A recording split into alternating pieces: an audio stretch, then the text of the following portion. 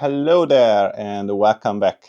So this is going to be a different type of video that I'm doing this time because I have been looking at my channel and I want to use my time being on YouTube a bit more differently. So basically I have been so far posting about technological stuff and so on and so forth. And you remember that I recently, about a year ago, upgraded to a MacBook Pro, and I have pushed it to its limits. It's a pretty good machine. This is the M3 version. Let me show you. So this is it with the Debrand skin. I think it's a really great machine, but it has two limitations from my perspective. And one is basically that it does not have an NVIDIA GPU and it has only 18 gigs of RAM. And for the content I want to create, I decided that I want to basically have a more powerful machine for content creation. One reason is AI and the other is machine learning. So I want to create that type of content on my channel, and for that I have bought a new PC and I want to show you. So these are the parts that make up the machine. So basically it has a 4070 Super, the B760MK motherboard, an i7 1470F CPU, and since my room is really far from the router, I don't want to lay a cable to reach it, so this is the TP-Link machine that I would like to use. And now the PC part. So hopefully I am not going to drop the PC on its head. So I will try to be as gentle as possible. Hey, come on. Good. Good. It's still in one piece. And let's try to remove the foam from there and from here. And that one. And this is technically how the PC looks like. So it's not that RGB monster that many of the fellow YouTubers are sporting. I think it has some kind of RGB lighting, but we will see soon as we turn it on. So for original content creation, this is the setup I am using. And this is a Elgato mic, and that is, I think, an LG monitor, 27-inch IPS 165, so it's kind of an old one. This is the Razer Kiyo Pro. These are VGIM key lights, and I have the Wave XLR down here, and Elgato Stream Deck. And the idea is to move the PC over there. So guys, I think I managed to put it together, and we are going to experience the first boot up. Oh, I think I have to turn it on. And now, voila! It is supposed to be coming alive. It has a little bit of RGB, as I can see. But it's booting. So I would consider it a success. Hello there and welcome. So let's finish up this video for the machine's introduction. I'm currently in the middle of setting up everything that I think that I might need or want to use. So some virtual machines in the VMware workstation, new videos are coming up. What else do we have? I finally managed to activate my machine, and it was a kind of a shady business because this is the shop where I bought this machine from. And if you scroll down, they have the they don't even have that machine anymore. So anyway, for example, if you take a look at this, here you can see that the Windows 11 Professional has like a plus price. And what I did was pay for this price. But what they have given me was a product key, which was a Windows 10 Professional, but it was a COA license, refurbished PC only. So technically, they tried to like scam me with this license, but apart from that, yeah, it was for Windows 10. But apart from that, I think the machine is kind of good.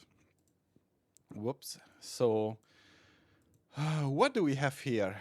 So let's go to the desktop, and in the AI folder we have the virtual environment. Let me make it a bit bigger, and it's called Ilyasville, and we can activate it.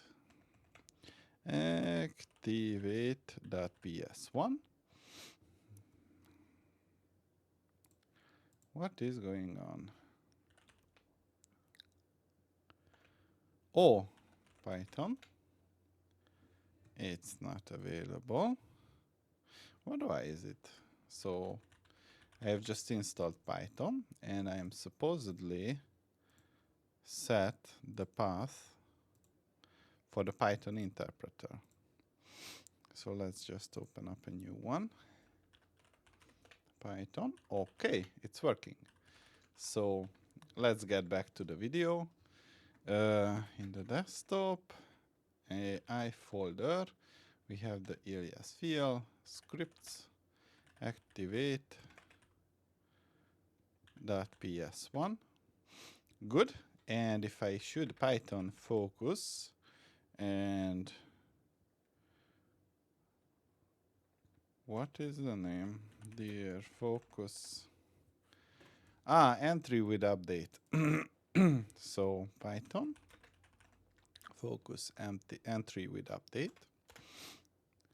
No Python at. Maybe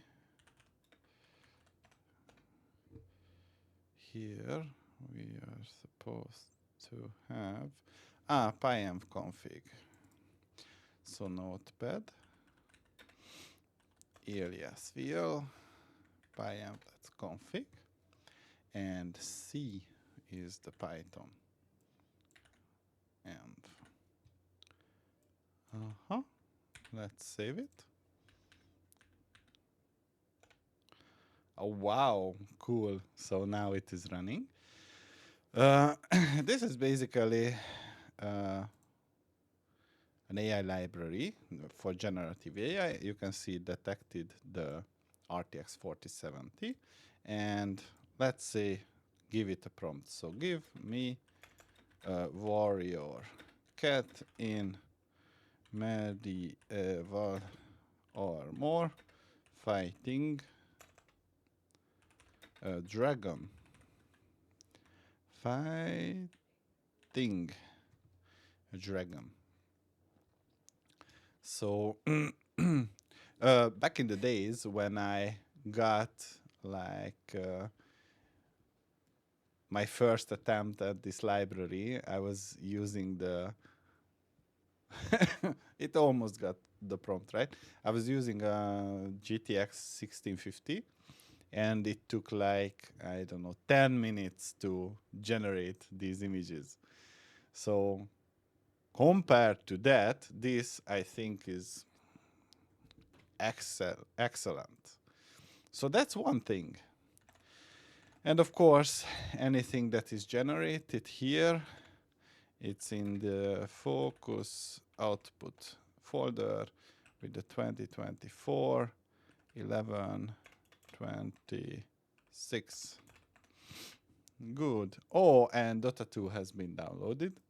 I'm not sure if I want to go into the streaming part, but maybe. I'm not that good at Dota, although I have been playing it for...